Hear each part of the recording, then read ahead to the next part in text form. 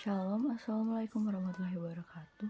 Perkenalkan, nama saya Miranda Grafiruranian dengan NIM 2174174, Program Studi Ilmu Kesehatan Masyarakat. Pada kesempatan kali ini, saya akan mempresentasikan hasil review jurnal untuk memenuhi tugas mata kuliah Surveillance Kesehatan Masyarakat.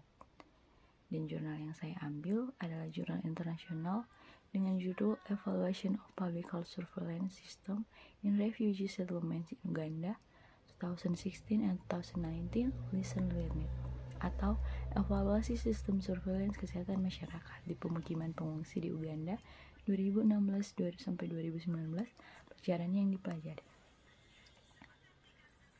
Identitas jurnal dalam judul berjudul Evaluation of Public Health Surveillance System in Refugee Settlements in Uganda 2016 and 2019, Listen Learn It.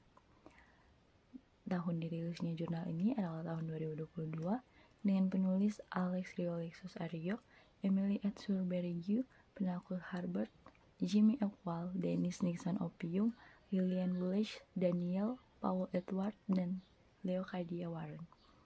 Halaman 1-9 dengan reviewer Miranda Grafiruranian.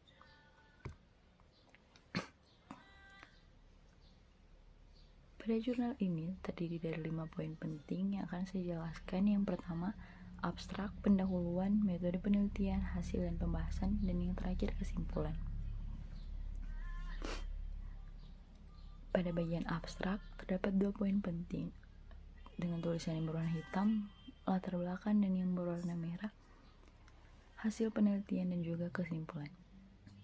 Dengan epidemi penyakit yang terkait dengan konflik ini, sistem surveillance penyakit didirikan yang bertujuan untuk deteksi penyakit secara tepat waktu dan respon cepat terhadap wabah.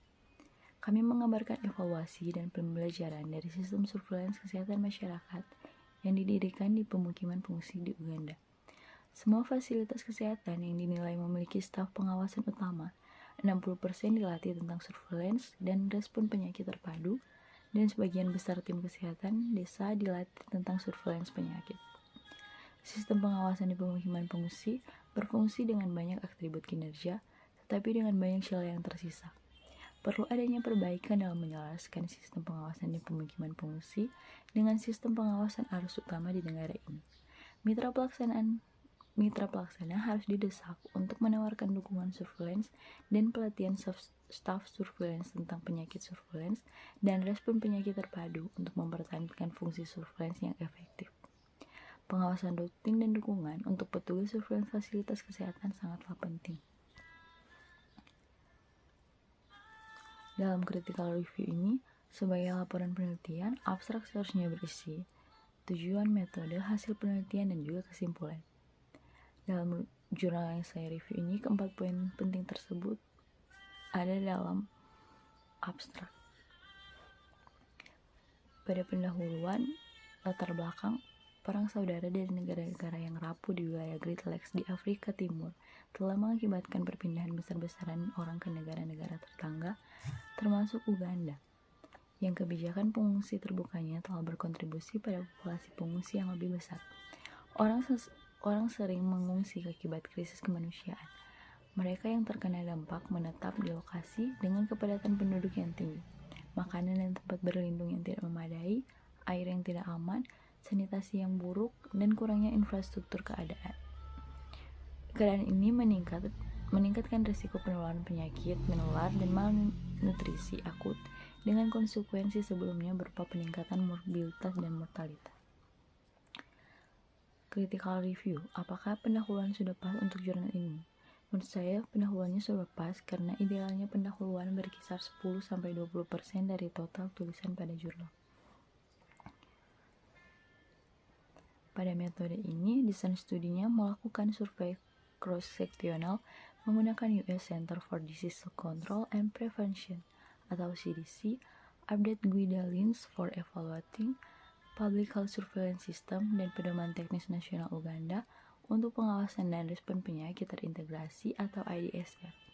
Melakukan survei cross-seksional di 4 pemukiman pengungsi di Uganda, Bidi-Bidi, Ajumani, Kiriandongo, dan Rhino Camp, menggunakan kuesioner semi-terstruktur informan kunci, dan panduan diskusi kelompok terarah. Kami mewawancarai 53 pimpinan fasilitas kesehatan, 12 personel kunci, dan 224 anggota tim kesehatan desa dari 53 fasilitas kesehatan dan 112 desa dan menilai fungsi dan atribut surveillance utama. Pada pengumpulan data ini dilakukan melalui dua cara, yaitu wawancara dan observasi. Pada hasil penelitian, semua 53 fasilitas kesehatan yang dinilai memiliki staf surveillance utama seperti dokter, perawat, asisten rekam medis, tenaga laboratorium, dan kesehatan lingkungan yang dipekerjakan oleh pemerintah atau mitra pelaksana. Namun, hanya 60% petugas kesehatan yang dilatih tentang surveillance dan respon penyakit terpadu struktur VHIT sudah ada, dan mereka dilatih tentang pengawasan penyakit dan kejadian berbasis komunitas. 80% fasilitas kekurangan bukti bahwa VHIT melaporkan kegiatan pengawasan penyakit berbasis masyarakat.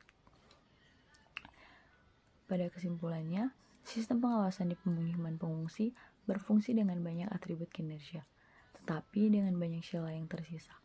Rendahnya kapasitas deteksi, respon, dan analisa data, serta interpretasi kasus di semua pemukiman pengungsi. Perlu adanya perbaikan untuk menyelaraskan sistem pengawasan di pemukiman pengungsi dengan sistem pengawasan ARAS utama di negara ini. Mitra pelaksana harus didesak untuk menawarkan dukungan surveillance dan pelatihan staf surveillance tentang surveillance dan respon penyakit untuk mempertahankan fungsi surveillance yang efektif. Fungsionalisasi tim kabupaten memastikan pencapaian fungsi dan atribut surveillance. Pengawasan rutin dan dukungan untuk petugas surveillance fasilitas kesehatan sangatlah penting.